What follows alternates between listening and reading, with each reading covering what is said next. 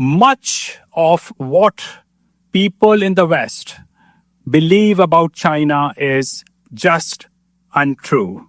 I have been visiting China for the last 16 years, often multiple times a year, sometimes for extended days. This year, I have spent more than half of so far of this year in China, traveling to big cities, small cities, villages.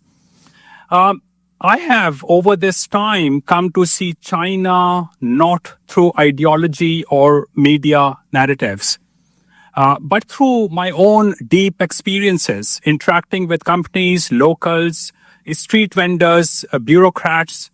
I have, what I'm going to talk about is based on what I have seen, what I have experienced, and what I have heard.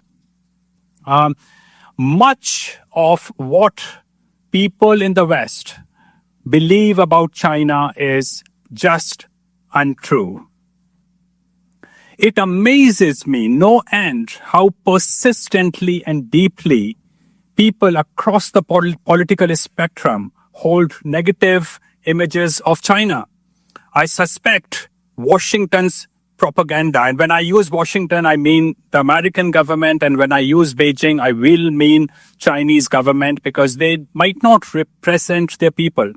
I suspect Washington's propaganda has seeped into the minds not only of leftists and hawks, but even of thoughtful conservatives and libertarians. Because they often repeat the same cliches. Chinese, as I have experienced, are inward-looking and focused, not expansionists. They are not looking for a war, not the average citizen. They are not threatening. You want to have a fight with Chinese, he wants to find a way out of it. I have found their society to be more curious than they get credit for. They are not as censorious as many people think them to be. Contrary to popular perception, they are very open-minded. At least the ones I have come across are very open-minded. Students, private company workers, or even bureaucrats. They are self-critical and they are reasonably truthful. And when I say reasonably truthful, you have to understand that 2/3 of the world's population has no clue what the word truth means. I did not know what the word truth meant until I was in my early 20s, until the time I arrived in the UK. So Chinese are reasonably truthful. Now, yes, if I ask them about Tibet or Xinjiang, or if I want them to criticize, if I incite them to criticize Xi Jinping, they will probably avoid confrontation on that subject. Now, I'm quoting statements of two people in this audience, and this is what, in my view, so no offense to everyone, but I'm just highlighting the influence of the media narrative. A friend asked me if I've ever been worried about being arrested in China. Another one asked me if I have ever been followed in China. And I have been, as I said, to many parts of China. I seriously doubt it. I have been followed in Myanmar. Military intelligence followed me. I was arrested in Zimbabwe because I was taking some forbidden photographs. I have traveled with insurgents in Laos. I have traveled by myself just alone in the ungovernable parts of Congo. I have been close to 100 countries. I have traveled with the state operatives in North Korea. I can usually tell when I'm followed. I don't think I have been followed in China. Just about a year or maybe 2 years back, I decided to walk around a very controversial mosque in a village in China. We had stopped over and I decided I just wanted to take a walk around it. I even went inside it. An hour later, a police car showed up to look for this brown-colored Arabic-looking guy and because they had failed to trace me to a hotel. I was not registered in a hotel. I won't tell you the details. So he came over and asked me for my passport. I declined to show it to him. And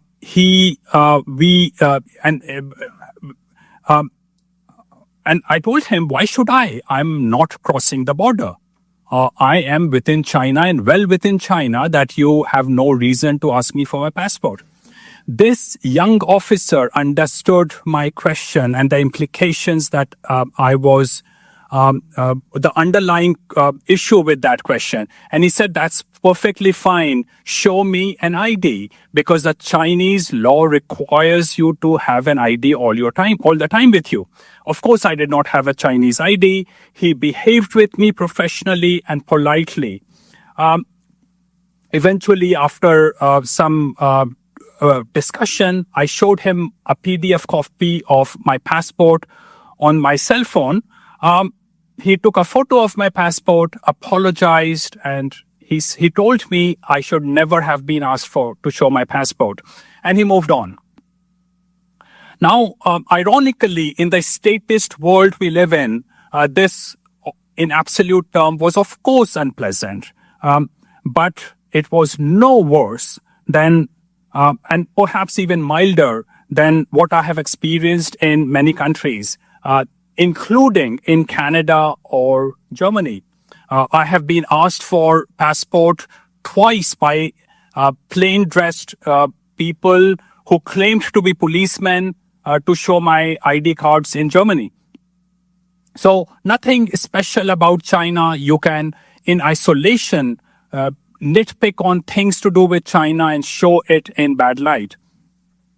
Now, in China and elsewhere in the Far East, people are very careful about publicly voicing their political opinions. So this kind of seminar is probably not going to work out in China.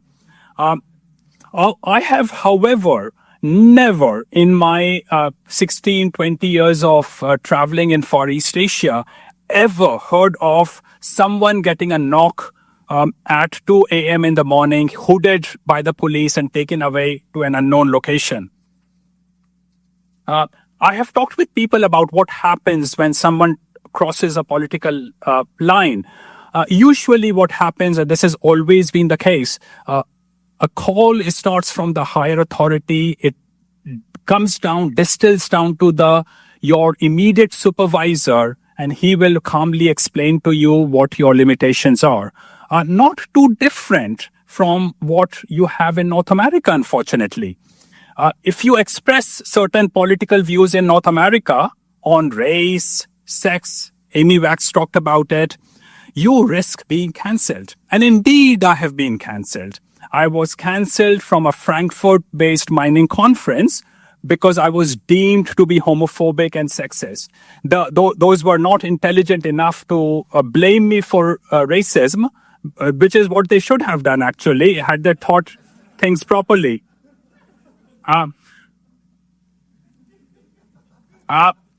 China has what I consider to be the most capitalistic economy in the world.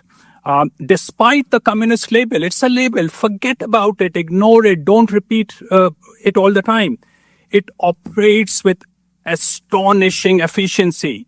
Transaction costs are minimal, making goods and services not just cheaper, but increasingly of higher quality, sometime meeting Japanese and German standards. And I think these days, mostly meeting German and Japanese standards. It boggles my mind no end that China is not a micronation. It's not Monaco or Singapore. It is the biggest, among the biggest countries on the planet. But it boggles my mind no end that despite this, despite the fact that from your underwear to the high-tech equipment here, most of things have been manufactured in China. Many people think China is a paper tiger. And if at all they accept the growth story of China, they credit it to dictatorship. So they basically want to make their claim unfalsifiable, if I use that scientific term. They just don't want to accept that China is growing, progressing, and improving, irrespective of what evidence I show them. In much of the third world, and I'm a very I don't like this purchasing power parity concept in economics. In much of the third world, yes, I can buy cheap food, but there's a difference between cheap food made on a street corner and good food made in a high-class restaurant kitchen in Switzerland. I don't like PPP measurements, but when I go to a third world country and if I want a Western kind of lifestyle, I don't pay less. I actually pay more because Western lifestyle in a third world country actually becomes more expensive, not cheaper, contrary to what purchasing power parity might tell you. China is a rare exception. I love it. I can get Western quality services, or much better actually, for a third or fifth of price that I would pay in a Western country. It is not unusual for me to pay just $1.50 for accommodation in a nice 5-star hotel with 2 buffet breakfasts included. This is not unusual in a tier 3 city in China. In fact, last year, I was transiting through Gwangju and I had booked a nice hotel. And I know it's hard to believe. I paid $10 for my overnight accommodation, personal pickup, personal drop off to the airport, and a buffet breakfast. So you can imagine that they are trying to make money from that $50 or $10. You can imagine the efficiency of that country. Taxis cost you a fraction of what you would pay anywhere else. In most cities, when I take taxis, the cars are amazing. And I ask them often, how good are these cars? How long have you run them? And they often say, without a problem for the last 2 years. And I pay a couple of dollars from going from one part of the city to another part. They are so cheap. Banks are open during the weekends, sometimes late in the night. I understand there are people working and they are not, they maybe don't want to go home. I'm talking about at least one side of the equation. Renminbi maintains almost a parity with US dollar. It's not fixed, but it's close to a parity. But the bank deposit rates are better in China. Now, in these 16 years, I cannot think of many occasions when I was cheated. In fact, I can think of only once that I was overcharged by a taxi when I tried to take a taxi in Beijing from the nightlife area. People drink too much and the taxi drivers use that as a reason to make money. In 16 years, once. In these 16 years, the transformation in China has been staggering. When I first arrived in China in 2010, actually the same year that I started this seminar, I went out in Shanghai to search for coffee. And I found something barely drinkable. It was watery, really couldn't be drunk. Today, forget Shanghai. I can go to tier 3 city, and the range of coffees available easily surpass that found in Germany, Switzerland, or France. You get really top quality coffees in China. Likewise, I thought until recently that Canada had the best and tastiest fruit. But flying over China, you see miles and miles of greenhouses. They have erupted, they have mushroomed in many parts of China. The scale and quality of domestic agriculture has improved so quickly that Chinese, in my view, today produce the best fruit anywhere. This is what I think about the Chinese character. They have taken Kaizen, the Japanese concept of Kaizen, to heart.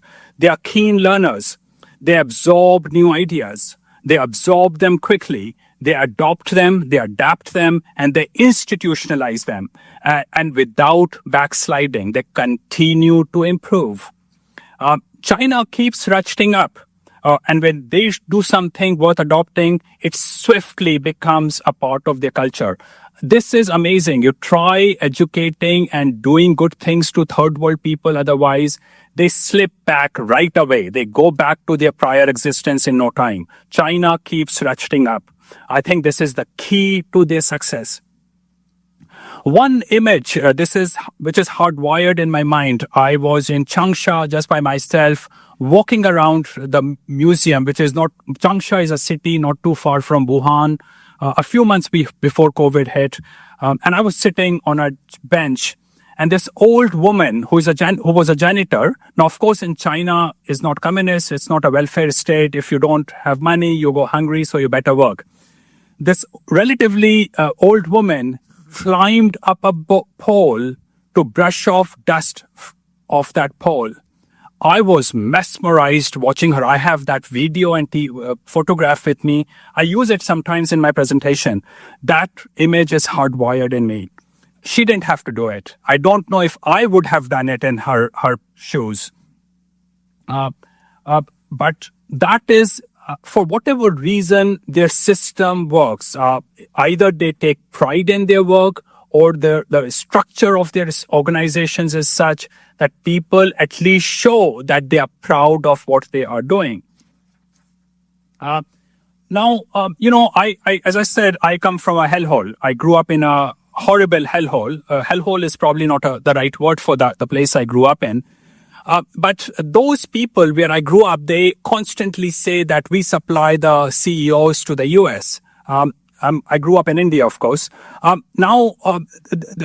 You should never, ever judge a society based on the highest IQ people from that society or the most successful people of that society, because you are not looking at an average. You are statistically wrong at looking at just the high IQ smart people or rich people.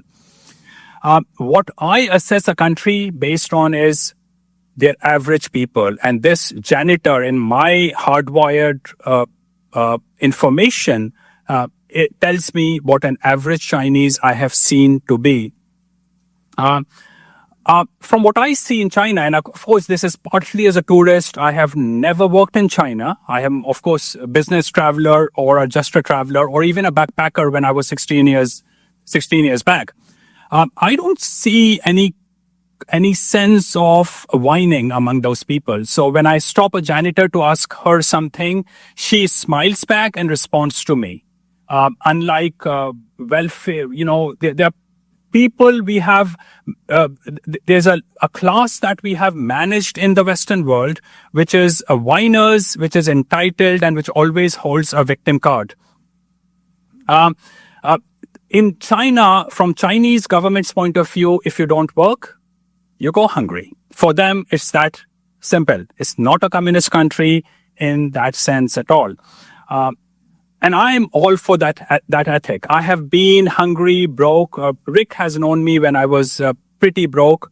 I have been broke and hungry. And I think the best education any young guy can ever get is to not have money. It teaches you to be entrepreneurial and think about providing value to the society. Now, that doesn't mean Chinese people go hungry, because social opprobrium and accountability and family support mixed with accountability, because all compassion and tolerance should come with accountability, takes care of people who don't have jobs, who are disabled or whatever else. And I think not having the victim mentality and not being given space to express their sense of entitlement makes them less distracted and happier. I'm talking about the lower class, lower paid people. Now, wages, surprisingly, this is what capitalism should mean. Wages in Hong Kong and China rise and fall with changing economic conditions, which I doubt happens in any other place in the world. You should not be surprised if the officer you go to meet this morning ends up delivering your Amazon delivery kind of thing the same afternoon. He is allowed to hustle a bit on the side if his salary has gone down recently. Now, last year, after the Capitalism and Morality seminar in Vancouver, I flew to Shanghai. with a domestic connection. So I flew into Shanghai, I flew into Tokyo, I stayed overnight in Tokyo, I took a flight to Shanghai, and I had an onward domestic flight in China. My flight was about 20 minutes late, with a 20-minute left for connection. There was no way I was going to catch my domestic flight because the international arrival and domestic departure are two ends of the airport there. I came out very relaxedly because I knew I had missed my flight. When I came out, someone was holding a banner with my name on it. He photographed my boarding pass and me. He photographed my boarding pass and me and said, "Go that way."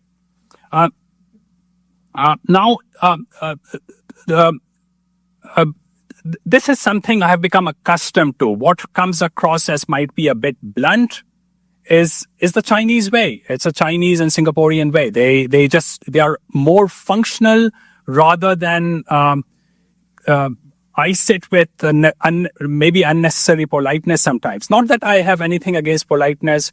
Western culture continues to be supreme for me. But I'm just highlighting the negative things that have sunk into the minds of the Western people because of Washington and because of media propaganda.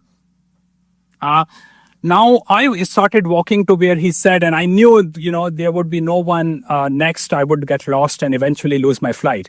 There was a chain of agents on the way who knew who I was, and they said, "Go that way, go that way." I was ushered to the top of the line when they needed to, because I still had to do customs and immigration in those 20 minutes. And I made it to my plane in less than 20 minutes. I don't know how to set up an organization like that. I actually don't know how that was achieved. Just to add, I was not flying business class. I was flying economy. So it was not that I was given special privileges because I was flying first class or business class. Now, I have visited government offices in China. They are, again, blunt. You walk in and they want you out very quickly. They want to do your job very, very quickly. The goal is very simple. Do the job and let the citizens go. They don't waste time on pleasantries. If you arrive at Singapore airport, or Chinese airport, or Japanese airport, or Korean airport, and say, "Good morning," they'll probably not even look at you or not even respond to you. They don't, I'm all for pleasantries, but I'm not for pleasantries with government officers, not with politicians, not with bureaucrats. When dealing with immigration and police, I want an interaction that is brief and not condescending chit-chat. When an immigration officer in America says, "Hello, how are you?" Maybe I don't want to respond to him, but I'm forced to respond, so I don't like that condescending chit-chat. If I can avoid saying hello, I like it. That's what I prefer about China and Singapore. Because my anti-statist principles hold a higher value than politeness. In China, that is exactly what I get. In these 16 years, I have never met a heavy-handed bureaucrat in China, or for that matter in Japan, Korea, Singapore, or Hong Kong.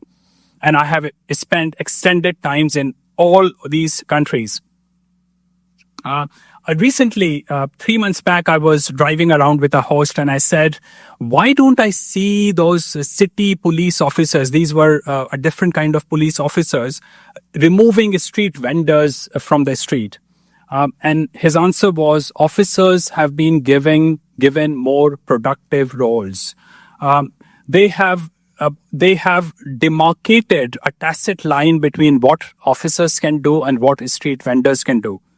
At least among the people I have encountered, and I'm talking about a street corner guy to normal people I meet, an average guy or corporate guys I meet, I don't see a fear of police among them. So I have nothing I'm saying nothing about what happened 30 years or 40 years back in China. I'm talking about today. I simply don't see fear in the eyes of an average citizens when it comes to the government. In fact, I know someone in China who is suing the local police for something. And he or she has no fear of reprisals. Put it simply, everyday systems work in China. People are responsive. Conveniences are real. And despite my negative views of on purchasing power parity, things are actually very inexpensive. It has become, strangely over the last 1 or 2 years, extraordinarily safe. People now leave as they do in Singapore, women leave their purses on the table and go away and come back later. That's how safe China has suddenly become. China has dealt with religious extremism. They had Islamic extremism extremely well. I don't see any sign of it anymore. And if this contradicts Western narrative, perhaps it's time to trust my direct experience over the ideological filters I'm required to put on. What we have just watched is an excerpt from a speech titled Demystifying China, delivered by Indian investment advisor Jayant Bhandari in August of 2025. Bhandari is an international investment advisor who consults for institutional investors in Canada and Asia. Beyond finance, he writes extensively on economics, culture, and politics, and hosts the Capitalism and Morality seminar, known for his focus on free markets and civilizational topics. To understand what makes this speech so extraordinary, one first needs to understand the broader context. In recent years, due to border conflicts and other issues, relations between China and India have remained tense. And in India, the world's largest democracy, mainstream public opinion and media are overwhelmingly critical of China, often portraying it as an undemocratic and threatening competitor. However, Bhandari, an elite who also hails from India, paints a starkly different picture of China in this speech. Drawing from 16 years of personal experience, he tells a story that runs completely contrary to the dominant Western narrative. In his eyes, China not only possesses the most capitalistic economy in the world, but is also a society of astonishing efficiency and safety in daily life. He uses the story of a 20-minute miracle airport transfer to illustrate its systemic efficiency. The ordinary people he sees are not oppressed figures, but diligent and resilient, like the janitor he witnessed meticulously cleaning a flagpole. This description from the other side leaves us with a few questions worth pondering. Do you think Bhandari's observations are objective? Have you been to China? Are the scenes you witnessed firsthand the same as what he describes? And how much of our impression of China comes from personal experience versus how much comes from media reports? Feel free to share your thoughts in the comments below. If you found this program valuable, please like, comment, share, and subscribe to our channel. Thank you for watching.